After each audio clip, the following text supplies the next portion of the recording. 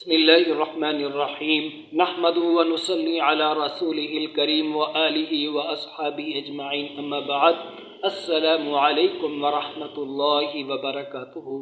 आज का हमारा टॉपिक है मुअक्कल का अमल, मुअक्कल का वजीफ़ा, जिसे करके आप दोस्त मुअक्कलात को काबू में कर सकते हैं, उन्हें मानूस कर सकते हैं।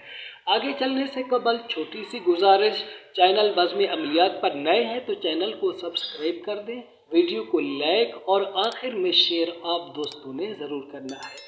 दोस्तों, फ़न अमलियात में जब भी कोई बंदा आता है उसका शौक़ ज़ौक़ ऐसे आमाल की तरफ भी बढ़ जाता है जो मुअक्कलात के आमाल होते हैं, मुअक्कलात को काबू में करना, उनसे काम लेना, इस तरफ आमिल हजरात भी रग़बत करते हैं। तो दोस्तों, हम आपको ऐसे आमाल ज़रूर बताएंगे जो आमाल हमने किए हैं, हमारे असातिज़ा ने हमें करवाए हैं। इंतहाई कीमती फार्मूले हैं दोस्तों, इन फार्मूलों की दोस्तों आपने कदर करनी है और इन्हें आपने अपनाना है।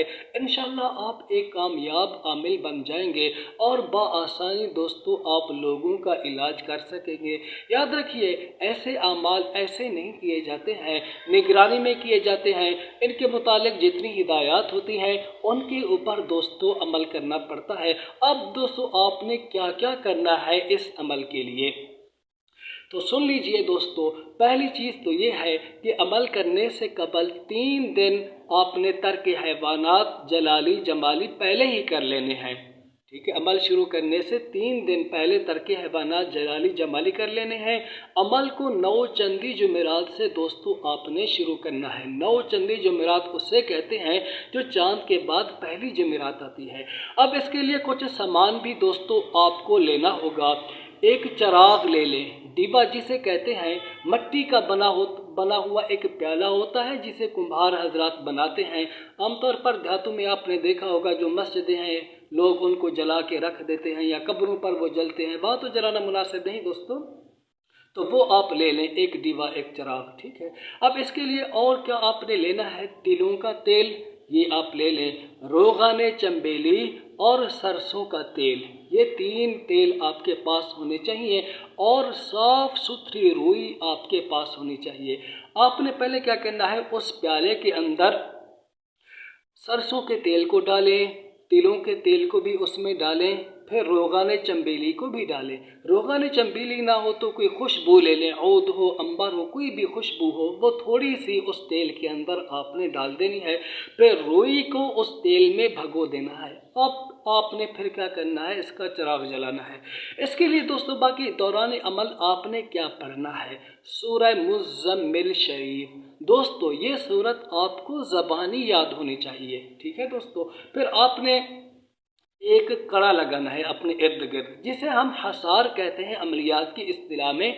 3 बार आयतुल कुर्सी, 3 बार चारों कुल पढ़ें। कील पर आपने फूंका मारना है, कील को अपने सामने से खींचना है इर्द गिर्द। इसके लिए कमरा भी दोस्तों आपके पास अलग थलग होना चाहिए। उस कमरे की कुंजी ताला आपके कब्जे में हो, आपके अलावा उस कमरे में कोई दूसरा ना जाए। दोस्तों जब आप हसार खींच लें, हसार खींच लेने के बाद माचिस आपके पास हसार के अंदर ही होनी चाहिए। फिर आपने चिराग जला देना है। अब आपने चिराग को रखना कहाँ है, बिल्कुल अपने सामने रखना है, बिल्कुल। और चिराग को ऐसे तरीके से रखना है कि आधा हसार के अंदर रहे, आधा हसार से बाहर रहे। बस ये चिराग आपने रख दिया। अब चिराग की लौ में देखकर आपने 41 बार सूरह मुज़्ज़मिल शरीफ पढ़नी है, अव्वल आखिर 11-11 बार दरूद इब्राहिमी के साथ। फिर दोस्तों इस अमल को आपने कर लेना है डेली 41 रात तक, चिराग के अंदर गौर करके।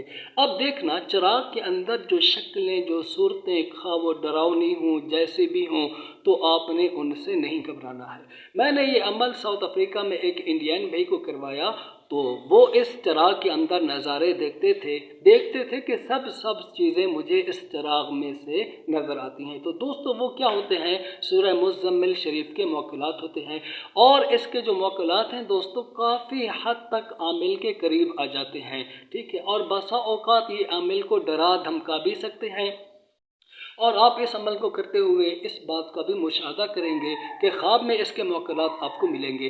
اور جہاں آپ عمل کرتے ہیں دوستو تو وہ مصلی کی جو جگہ ہوتی ہے نا، مثال کے طور پر آپ کمرے کے بیچ کے اندر مصلی بچھاتے ہیں، تو جب دوسرے دن آپ عمل کرنے کے لیے جائیں گے تو وہ ادھر نہیں پڑا ہوگا، وہ دوسری جگہ پر پڑا ہوگا، حالانکہ کنجی تالا بھی دوستو آپ کے پاس ہوگا، کوئی اور بھی اس میں نہیں جا سکے گا۔ تو دوستو اس عمل کے پھر جو موکلات ہیں وہ عامل کے قبضے میں آ جاتے ہیں، اور عامل انہیں جنات کے معاملات میں، جادو کے معاملات میں عامل انہیں حکم لگا کر انہیں مسلط کرتا ہے جناتوں پر، جادو کو ختم کرنے کے لیے ان پر حکم لگاتا ہے۔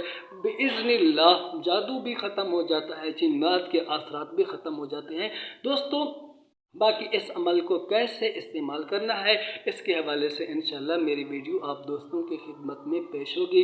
اجازت دیجیے، دعاؤں میں یاد رکھیے۔ السلام علیکم ورحمۃ اللہ وبرکاتہ۔ باقی موکلات کی حاضری کیسے ہوتی ہے دوستو؟ ایسے بھی حاضری ہو جاتی ہے جیسے بالکل میں آپ کے سامنے بیٹھا ہوں، آپ میرے سامنے آ کر بیٹھ جائیں، اس طریقے سے بھی حاضری ہو سکتی ہے، اور بسا اوقات وہ عامل کو آواز بھی دیتے ہیں جو کانوں میں سنائی دیتی ہے، اور خواب کے اندر بھی اس کے موکلات ملتے ہیں۔ لیکن دوستو یہ ساری باتیں ایسی ہیں جو بالکل انسان کو راز میں رکھنی چاہیے، کسی کو بتلانا نہیں چاہیے۔ ایسا ہوتا ہے کہ جب یہ چیزیں عامل کے سامنے ظاہر ہوتی ہیں اور عامل ان کا راز کسی پر منکشف کرتا ہے، کسی کو بتاتا ہے، تو پھر یہ چیزیں پیچھے ہٹ جاتی ہیں۔ اس لیے ہر بات کو دوستو راز میں رکھنا چاہیے، صرف اپنے استاذ کو ہی بتانا چاہیے، وگرنہ کی ہوئی محنت جو انسان کی ہوتی ہے وہ برباد ہو جاتی ہے۔ تو ہر چیز کو دوستو راز میں رکھنا چاہیے۔ اجازت دیجیے، السلام علیکم ورحمۃ اللہ وبرکاتہ۔